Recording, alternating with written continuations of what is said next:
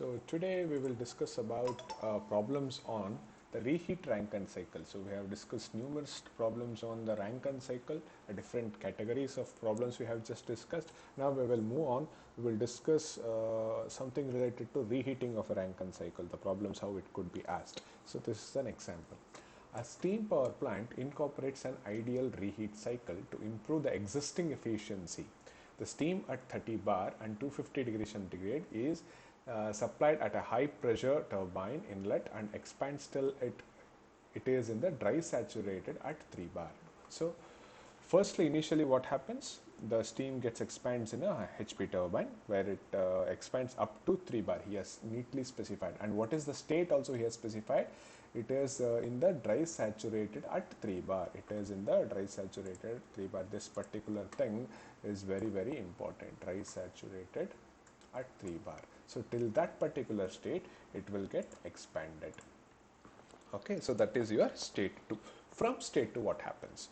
Now, the steam is taken to a reheater and its temperature is again increased back to 250 degrees centigrade. Initially, it was 250, that is at the state 1. So, from the state 2, again it is being reheated to reach the state 3, and this particular state 3 is also 250 degrees centigrade.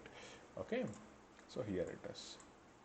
So, this particular state also is at 250 degree centigrade. At constant pressure, reheating process.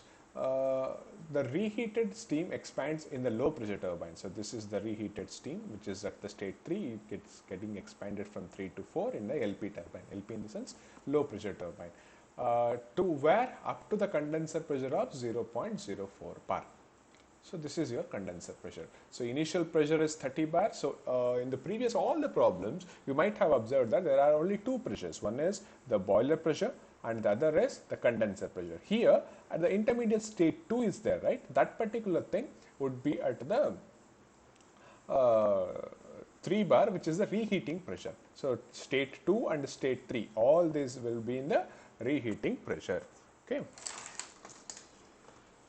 Okay, so how do you find out the efficiency of this particular cycle? Any efficiency is given by, always go with the basics. You need not remember any of the formulas for any of the problems, just go with the basics, you will automatically extract the formulas from it. So, efficiency of the Rankine cycle is given as work output divided by heat supplied. Work output, so what are the total works here? There is one turbine work from 1 to 2, other turbine work from 3 to 4, and there is a pump work. So, the summation of all these three works is a net work output. Heat supplied, how many times you are supplying the heat? 2 times, that is from 6 to 1, which is a general heating process, and a reheating process from 2 to 3.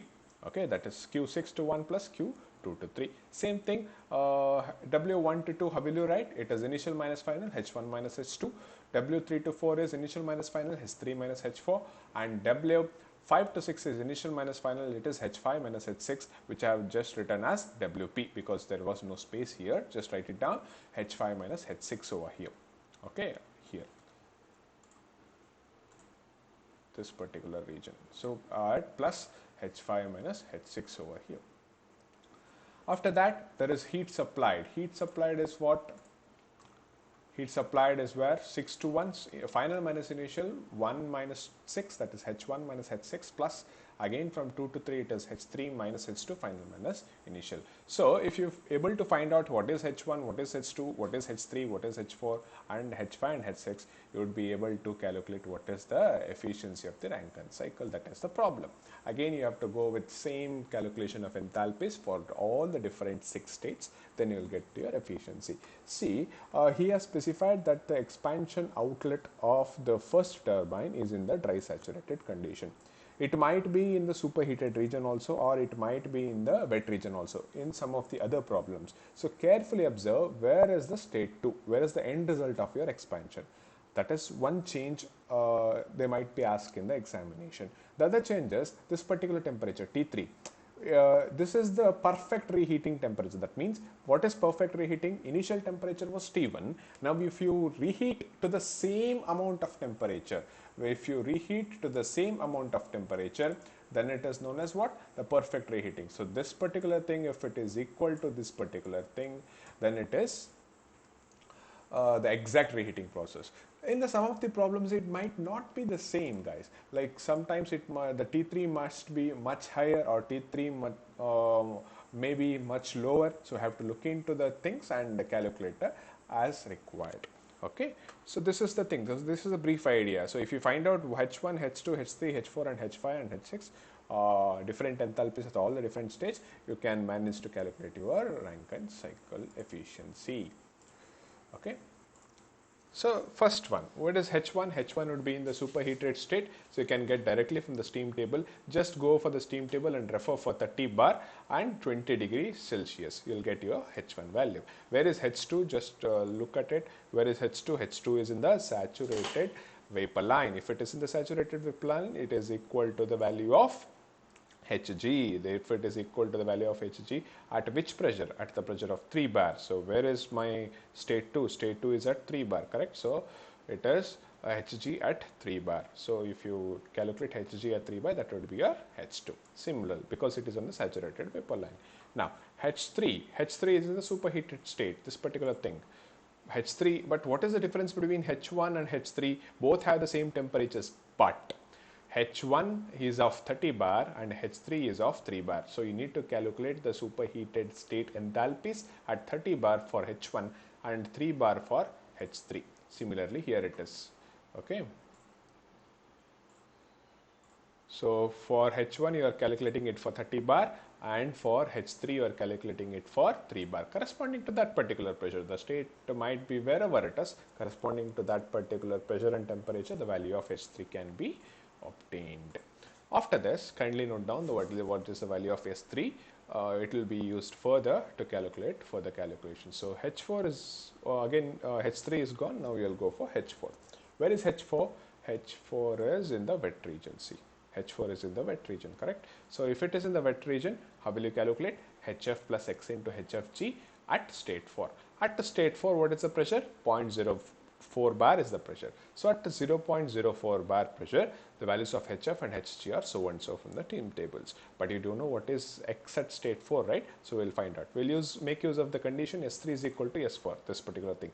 S3 is equals to S4 because S3 to 4 is an isentropic process.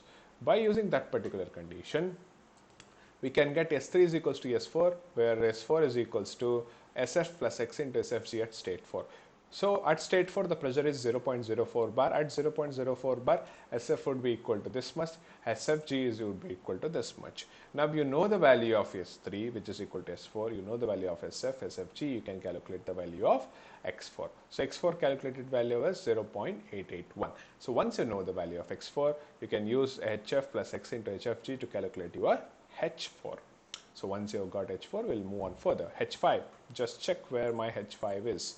H5, yes, H5 is on the saturated liquid line. So if it is in the saturated liquid line, it is equal to the value of HF at state 5. So HF at state 5 is a pressure of 0.04 bar. So HF at 0.04 bar will be equal to the H5 value. Next is H6. Wait, where is my H6? Just look at it. So H6 in the subcooled region. Subcooled region is very difficult to calculate. So we'll use what? The pump. Whenever I want the state H6 or H4 in the previous problem, what we used to do? We used to calculate the pump work first, which is given as. So pump work is given as small V5 into P6 minus P5. Same formula again. V5 we will be calculating at the pressure of 0.04 bar. This will get from the steam tables. So once you calculate, the pump work would be minus 3 kilojoules per kg. So once you know pump work is also given by H5 minus H6. So again see. So it is initial minus final, H5 minus H6 here. So once you calculate it, you will get the value of H6 as you know H5. So once H1, H2, H3, H4, H5, H6, all the things are known, you can easily calculate your Rankine efficiency just by substituting all the things in the particular formula. So the final efficiency which you have got is 27.9 percentage. So this is the problem, guys. So try this one. It is very much easy. And just make sure where that expansion state is there. After expansion, whether it is on the saturated vapor line or it is in the superheated condition, just go through the things. If you are facing a problem while solving this particular problem, you kindly contact me. I'll definitely give you a hint.